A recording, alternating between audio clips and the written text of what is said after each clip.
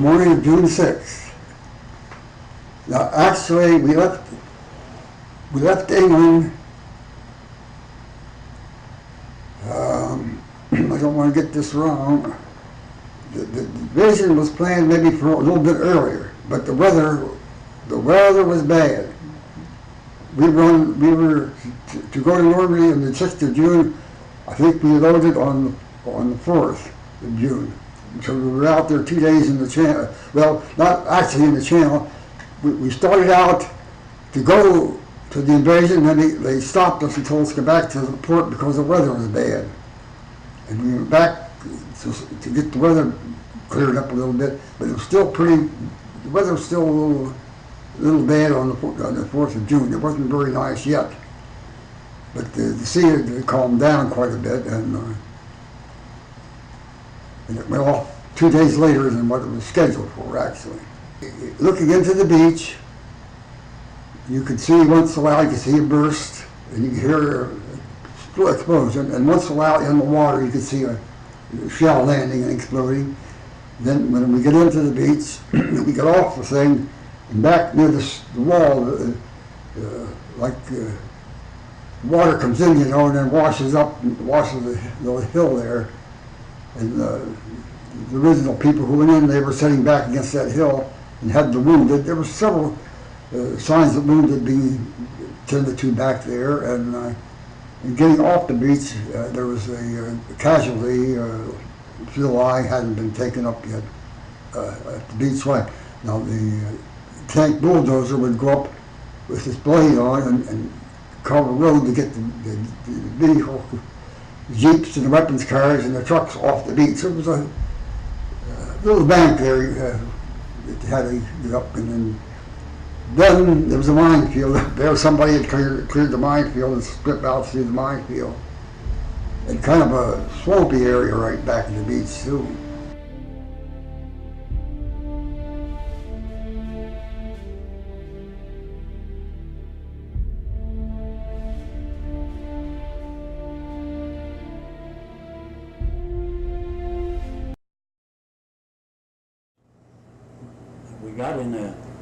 We got in a little field that had a bunch of shoe mines, and them shoe mines was rough.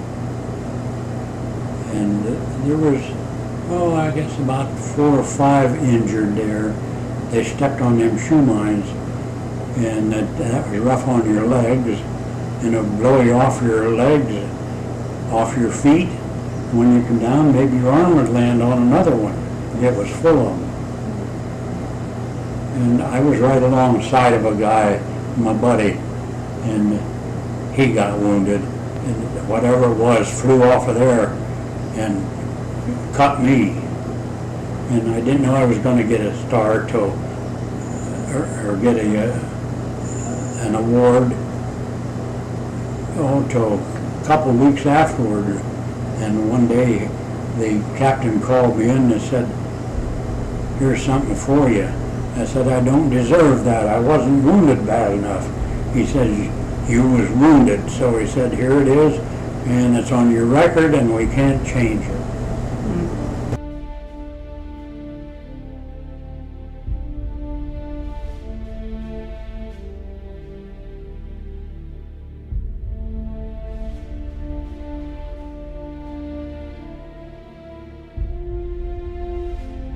Well, we went to church. We went to church a lot. We knew what was going to happen, and hey, good Lord willing, that's why I'm here today.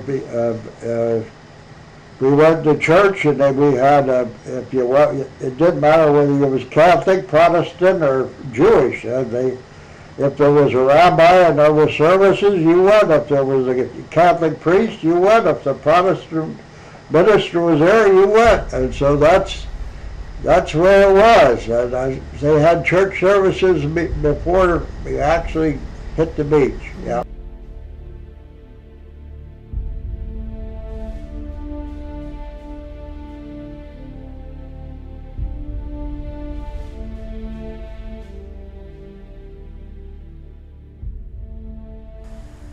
Hello?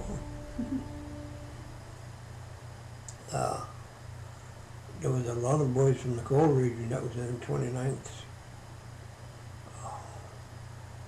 From Shamokin, one Carmel, and Shenandoah and around.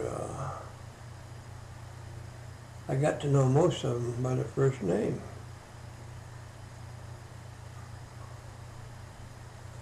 Most of the guys in B Company, I was #1 wire cutter for Company B.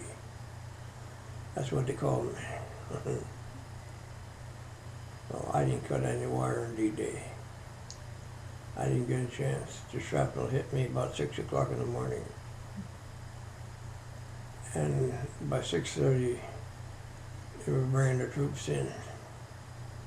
And the English LCIs, landing craft infantry. And the poor devils, they were shot before they got off of the LCI. They jumped in the water and fell down, they drowned. Hundreds of men dead right around my feet. Men that I know by their first name. I couldn't believe it. But you better believe it. Enough to make you cry. But the battle was lost right there for us. An old battleship came, about 7 o'clock. It had 5 and 8-inch guns on it.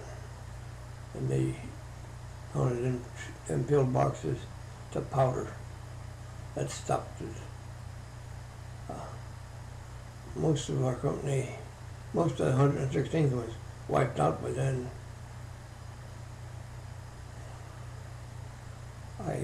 We landed at low tide. I went in with the tide. I lay there, I don't know, 2, 3 o'clock in the morning. Cold and wet. I had a fever. I'm madder than hell. The company commander said, "I'll make a soldier out of you, and if it kills me." Well, the poor devil, he got killed getting off of the LCI. So, medics picked me up, went down the beach a ways. My left leg was paralyzed,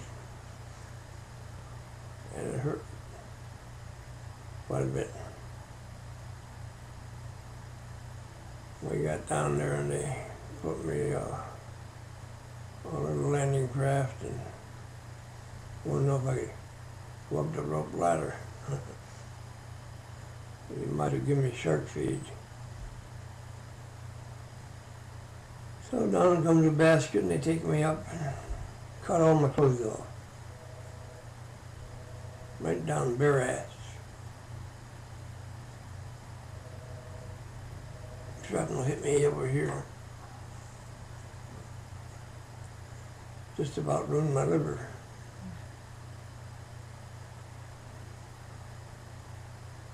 So we laid there for about 2 days.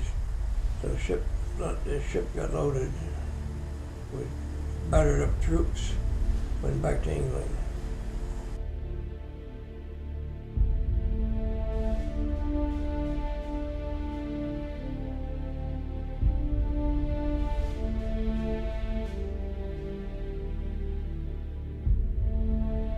We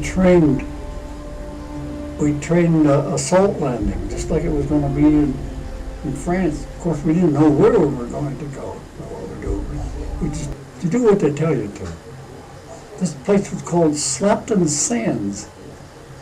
It was a piece of beach they took over, and they boarded it, and we made the landing just like going to be the real thing, you know. The Slapton Sands was a training grounds. But so I trained there for almost a year. Well, almost a year at that place. And some of the things they did, they would, you go down to 2 quays and you went swimming, you had your shoes and your socks and your shorts on. You had to swim that distance. Next day they added your pants and your shirt and your backpack.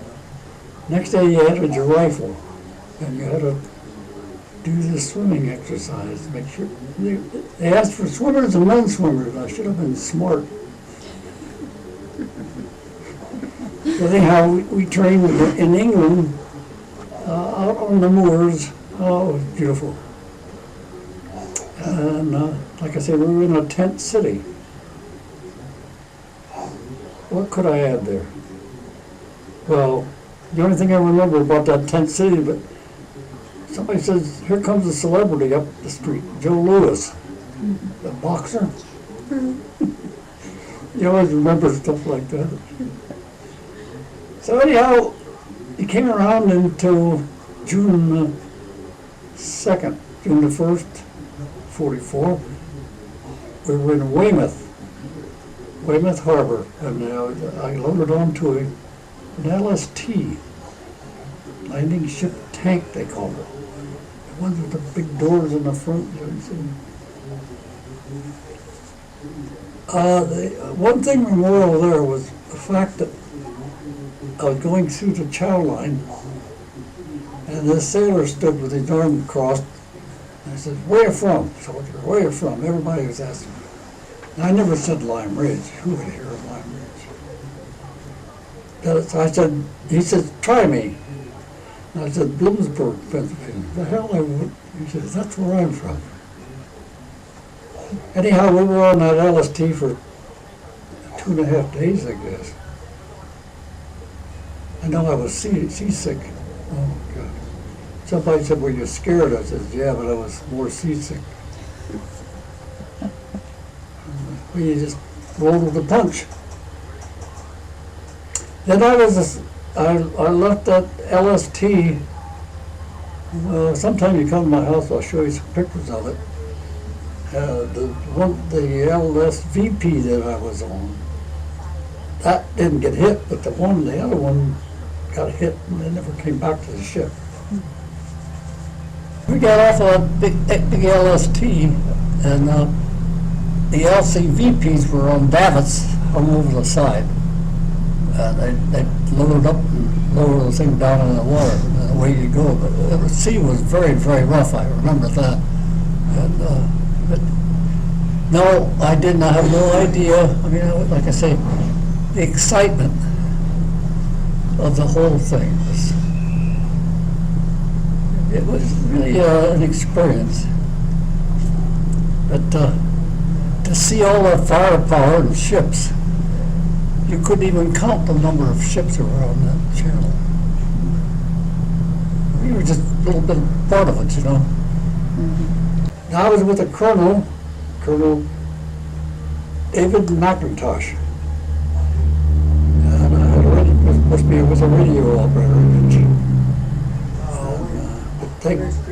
We got separated, so I just wound up with any ragtag outfit that I could find. That's what we did. Now, we sold, like I say, easy green. Here we would call it a ravine, like say you'd call this here a ravine. Over there they call it a draw if it goes down to the ocean. And so we got up to the little town called Veraville. And the county was Surmir, Surmir, Surmir, Veraville. And from there we got organized, and on D+2 somebody had to go back to the beach and identify our colonel was missing. I knew it wasn't with me, so I went back and I identified Colonel Mullins. We're talking about the concentration camp. The reason I saw one firsthand was the fact that I was probably 15 miles away from where it was liberated, Now, we would be on the mine 7 days. They call it regimental reserve. One regiment will move up, and then you will move back. We were actually in what they call regimental reserve. And you could get washed up and get something to eat in a little leisure time. But anyhow, the one morning there was a bullet board on the tree, and there was an edict from General Eisenhower's headquarters that to show you why you are here, everybody will, today is the day you sign the pay voucher. Everybody will see this concentration camp before you sign your pay voucher. So they loaded us up on buses and trucks, and we went to see this camp. We didn't stay very long. A couple minutes was enough to make you, convince you that you really were there for a purpose. And I don't, they tell me, the one I saw the one called Bergen-Belsen. That was a very small one. They said that was nothing compared to Auschwitz and some of the other camps. But it was very, very bad to see and smell.